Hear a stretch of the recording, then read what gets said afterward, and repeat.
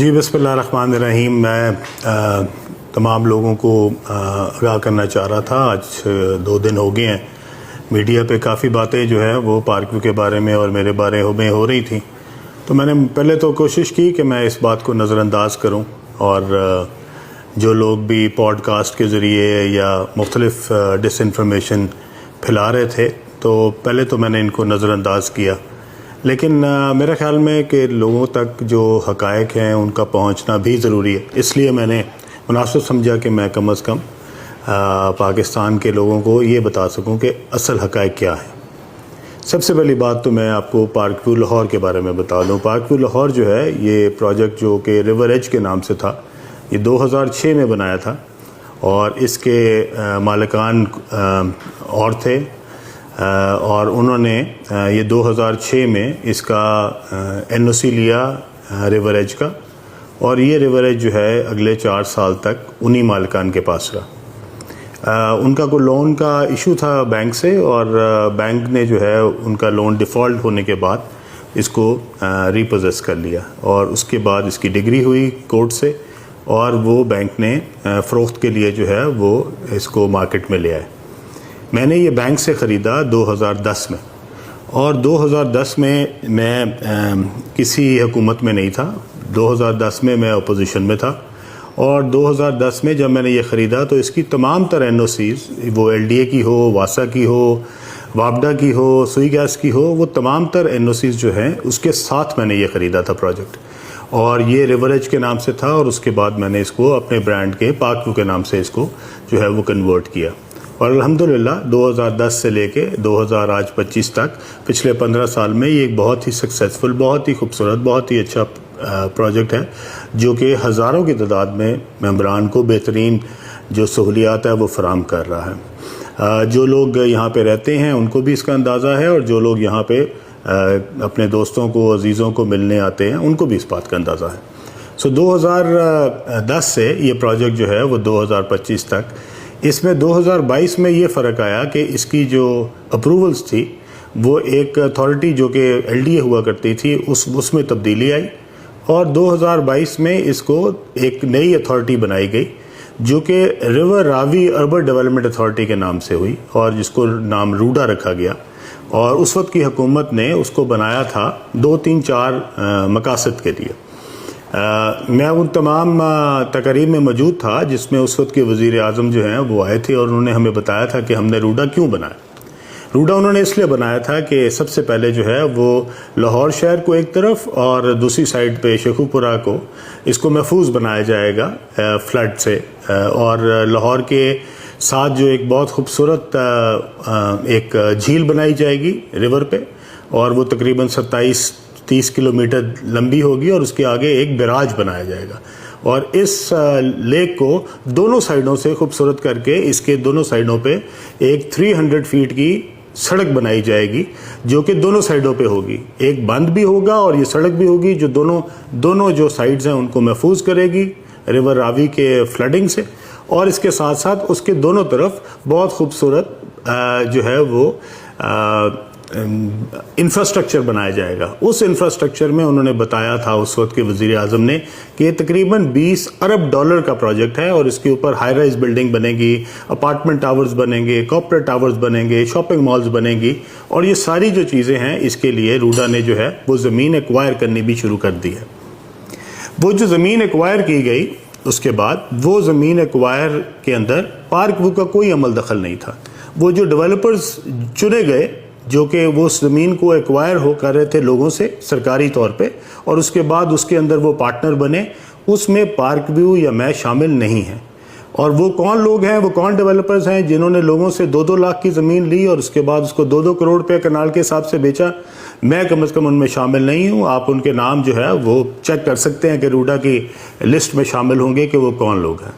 Park view के अंदर 1 inch ज़मीन भी एक्वायर नहीं की गई। पार्क व्यू की तमाम तर ज़मीन जो है वो हमने लोकल ज़िम्मेदारों से मुंह मांगे कीमत पे ख़रीदी। इसके अंदर कोई सरकारी ज़मीन, कोई सरकारी रकबा, कोई सरकारी जो है वो एरिया जो है वो उसके अंदर शामिल नहीं है। टोटल पार्कव्यू जो है वो प्राइवेट ओनर से ख़रीदी गई और प्राइवेट जो है इसको बनाया गया। इसमें कोई सरकारी हमें किसी किस्म की एक्विजिशन या कोई सरकार की तरफ से कोई मदद हमने नहीं ली हुई, ना हमने उससे पिछली हुकूमत में ली, ना इस हुकूमत में ली।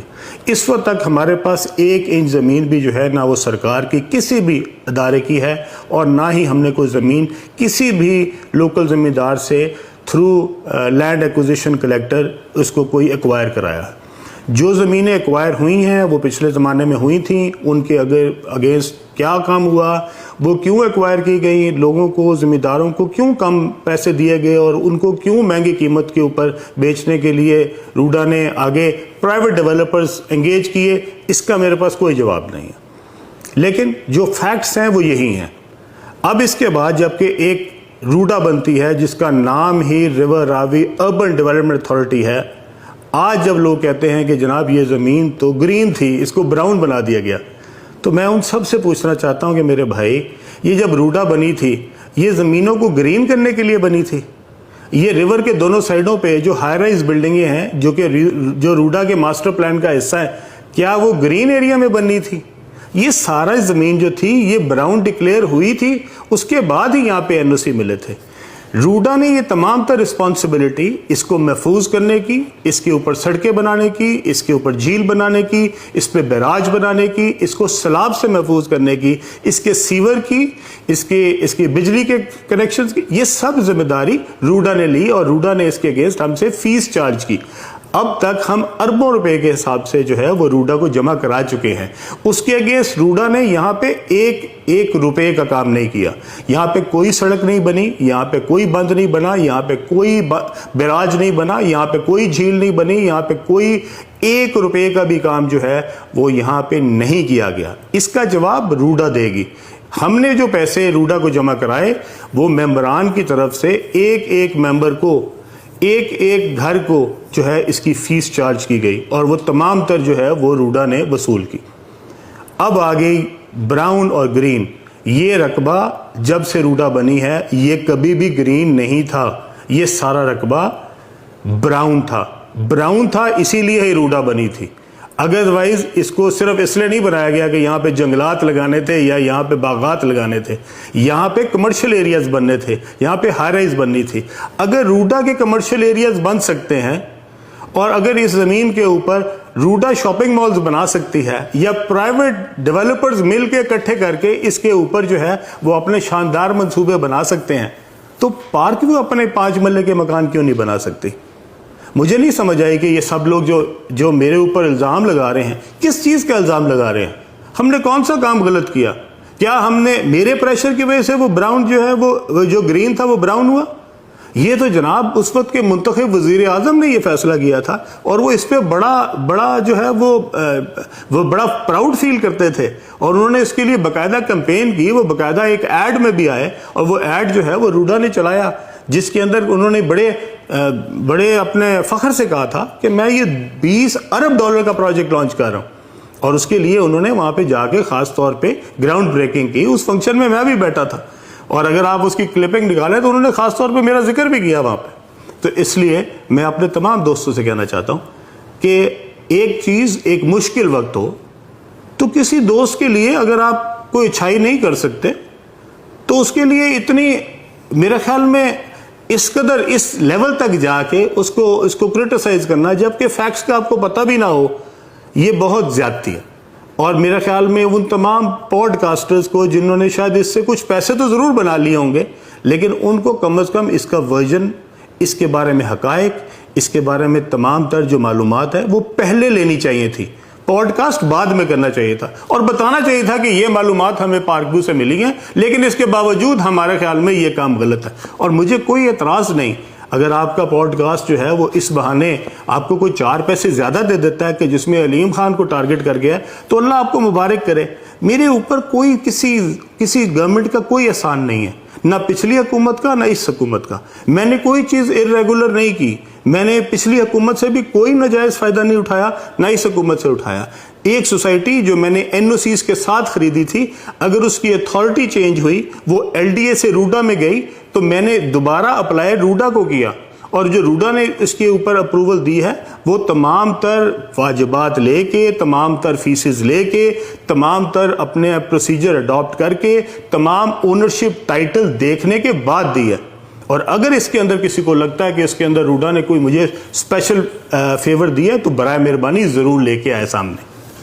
दूसरी बात जो है वो ये है कि यहाँ के जो मकीन हैं, जो मेंबर्स हैं, मैं अपने तमाम दोस्तों को बताना चाहता हूँ, ये वो सोसाइटी है जिसके अंदर मेरे वालिदैन की कब्रें हैं और ये सोसाइटी मुझे अपने दिलो जान से ज़्यादा अजीज़ है। और मैं इस सोसाइटी के अंदर सिर्फ कारोबार नहीं करता, ये जो जहाँ पे ये जो मेंबर्स रहते हैं ये मेरे ख़ानदान का हिस्सा है और मैं उनसे उतनी ही मोहब्बत करता हूँ जितने अपने बहन भाइयों से करता हूँ। इसलिए अगर कोई एक घर भी इससे अफेक्ट हुआ है और किसी एक का भी कोई नुकसान हुआ है तो इंशाअल्लाह ताला मैं उनका भाई बन के उनके लिए उसी तरह हाज़िर हूँगा जिस तरह मैं अपने सगे बहन भाइयों के लिए हाज़िर हूँ। और इंशाअल्लाह ताला इसमें कोई भी एक भी मेंबर किसी को भी इंशाअल्लाह ताला हम इस वक्त अकेला नहीं छोड़ेंगे। हम उसके साथ हैं, खड़े थे, खड़े हैं और इंशाअल्लाह आइंदा भी खड़े रहेंगे। इसलिए पूरे पाकिस्तान में तबाही मची हुई है, सैलाब पूरे पाकिस्तान में लोगों के घरों को तबाह कर रहा है। बराए मेहरबानी मेरी आपसे गुजारिश है, ये जितने हमारे पॉडकास्ट दोस्त हैं कि आप अब ये पकड़ के उन इलाकों में चले जाएं जिनका पुरसाने हाल कोई नहीं। ये मेंबर के लिए अलीम खान मौजूद है, इन मेंबर्स के ऊपर उनका भाई मौजूद है, इनकी तो देखभाल मैं कर लूँगा। अब बाकियों के लिए आप ज़रा माशाल्लाह में निकलें और पूरे पाकिस्तान में जो सैलाब से तबाहकारियाँ हो रही हैं, जो लोगों के बेचारे बेघर हुए हैं, जिनके पास वहाँ पे ना रहने के लिए रहा है ना कोई खाने के लिए रहा है, बराए मेहरबानी अब उनकी जाके निशानदेही करें और उनको लोगों को दिखाएं। इधर इनको ये समझते थे कि शायद अलीम खान जो है वो डूब गया है या सोसाइटी डूब गई है। भाई अलीम खान भी अल्लाह के करम से उसी तरह मौजूद है और ये सोसाइटी भी इंशाल्लाह अल्लाह के करम से मौजूद है और उससे ज़्यादा इंशाल्लाह ताला हम तवानाई से, उससे ज़्यादा इंशाल्लाह ताला हम इस सोसाइटी को खूबसूरत बनाएंगे जो इससे पहले हम बना रहे थे। इसके साथ वो लोग जिनका काम सवाए नेगेटिव फैलाना है, मैं उनसे कहना चाहता हूँ कि अगर कोई लोग मुश्किल में हों, कोई मेंबरान मुश्किल में हों, कोई लोगों पे कोई अल्लाह की तरफ से मुश्किल आई हो तो इस मौके के ऊपर कोशिश ये करनी चाहिए कि आप किसी की हेल्प करें, किसी के लिए मददगार साबित हो। और अगर आप इस मौके के ऊपर समझते हैं कि आपने कोई पुराना स्कोर था जो कि बराबर करना है या आपका हसद जो है वो आपको मजबूर कर रहा है कि आपने ज़रूरी पॉडकास्ट के ज़रिए अपने जो अंदर के आपके जज्बात है वो निकालने हैं, तो अल्लाह आपको मुबारक करे, अल्लाह आपको कोई तौफीक दे कि अल्लाह आपको जो है वो कोई समझ दे, अल्लाह आपको बेहतर कर दे कि आप लोगों के मुश्किल में तमाशा बनाने की बजाय और हंसने की बजाय आप किसी लोगों के साथ खड़े हो सकें और उनकी मुश्किल वक्त में उनके लिए आसानी का बायस बन सकें। अल्लाह ताला हम सब का हामी नासिर हो। अल्लाह ताला पाकिस्तान को जितने भी आफात हैं अल्लाह ताला उनसे महफूज रखे। ये जितने लोग इस वक्त पाकिस्तान में सैलाब की तबाहकारियों की वजह से परेशान हैं, अल्लाह ताला इनके ऊपर ख़ास रहम फरमाए और इंशाअल्लाह ताला मेरे बस में जो कुछ मुमकिन होगा इंशाअल्लाह ताला ना सिर्फ पार्क व्यू के मेंबरान के लिए बल्कि पूरे पाकिस्तान के लिए मैं जहाँ जहाँ जा सका, जहाँ जहाँ मेरी फाउंडेशन काम कर सकी, इंशाअल्लाह ताला मैं ज़रूर करूँगा। आप सबका अल्लाह हाफिज़ और नासिर हो। बहुत शुक्रिया।